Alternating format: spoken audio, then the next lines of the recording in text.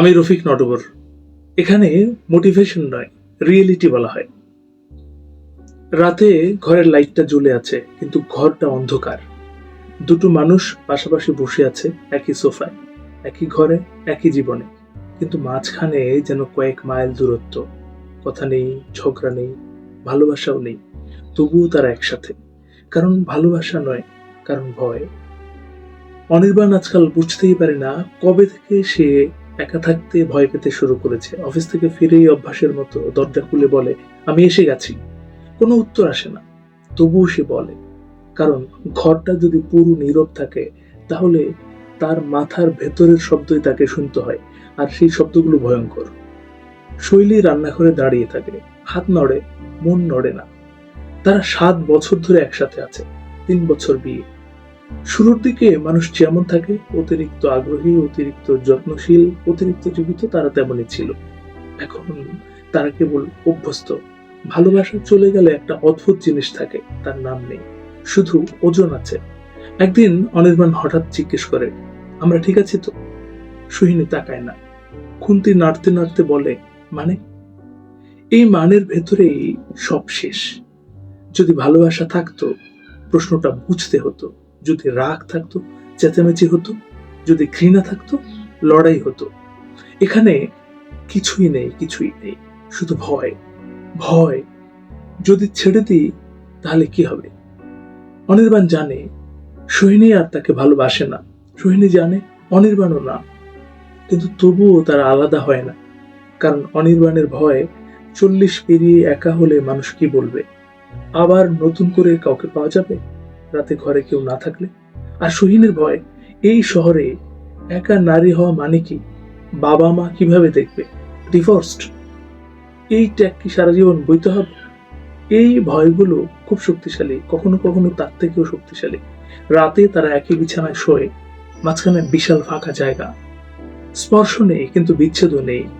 Anirban mobile scroll করে, Sohini ceiling এর দিকে তাকিয়ে থাকে। দুজনেই ভাবে, এটাই কি জীবন? কিন্তু পরের ভাবনাটা আরো ভয়ঙ্কর, এর বাইরে গেলে কি হবে? এই গল্প শুধু অনির্বাণ বা সোহিনীর নয়, এই গল্পটা তোমার পাশের ফ্ল্যাটের, তোমার অফিসের সিনিয়রদের মধ্যে, ফেসবুকের পারফেক্ট কাপলের ছবির পেছনের। মানুষ প্রেমে থাকে না, মানুষ ভয়ে আটকে থাকে। ভালোবাসা সাহস চায়, আর ভয় চায় নিরাপত্তা। ভয় বলে তুমি থাকো, মিথ্যে হলেও থাকো। আর বেশিরভাগ মানুষ সত্যের থেকে নিরাপত্তাকে বেশি ভালোবাসে। একদিন সোহিনী হঠাৎ বলে, আমরা কি শুধু অভ্যাসে আছি? অনির্বাণ চুপ করে থাকে।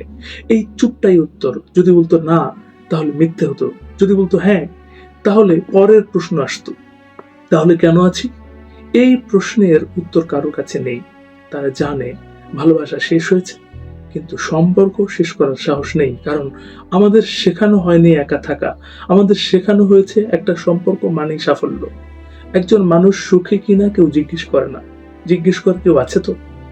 অনির্বাণ মাঝে মাঝে কল্পনা করে সে একা, একটা ছোট ঘর, নীরবতা, কোনো অভিনয় নেই। ভয় লাগে, কিন্তু সেই ভয়ের ভেতরেও একটা অদ্ভুত শান্তি আছে। সোহিনীও ভাবে নিজের মতো করে বাঁচবে, কোনো আপোষ নয়। তারপরেই বাবার মুখটা মনে পড়ে, মায়ের কান্না, সমাজের ফিসফিস। ভয় আবার জিতে যায়। এই জন্যেই বেশিরভাগ সম্পর্ক টিকে থাকে, ভালোবাসা নয়।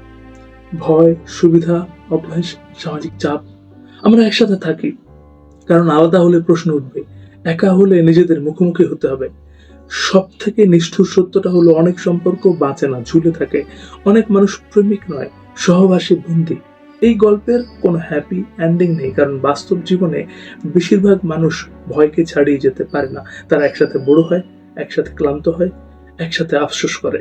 ভালোবাসা ছাড়া যদি তুমি কারোর সাথে থাকো, নিজেকে একটা প্রশ্ন করো সৎভাবে, আমি কি তাকে ভালোবাসি, নাকি আমি একা থাকতে ভয় পাই?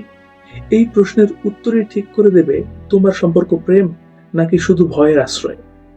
না, অনির্বাণ আর সোহিনী আলাদা হয়নি, এটাই বাস্তব। তারা একসাথে রইল, নতুন কোনো ঝগড়া ছাড়া, নতুন কোনো ভালোবাসা ছাড়া। শুক্রবারে তার আত্মীয়ের বাড়ি যায়, ছবি দেয়, হাসির ছবি, সঙ্গে একটা হার্টের ইমোজি দেয়।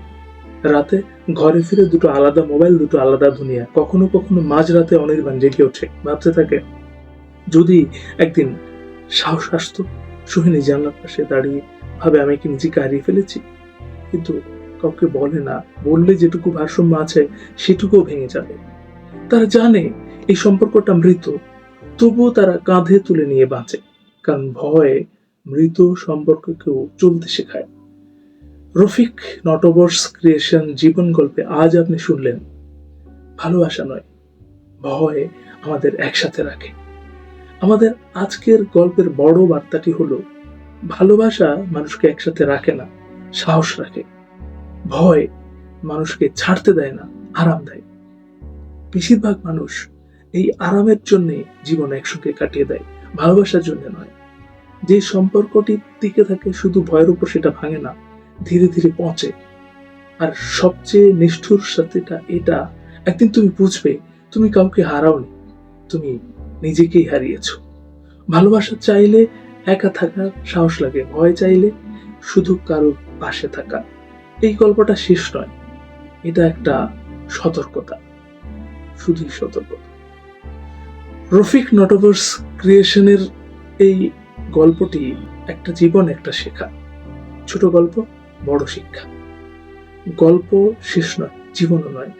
শোনো, শেখো, বাঁচো। আজ এ পর্যন্তই।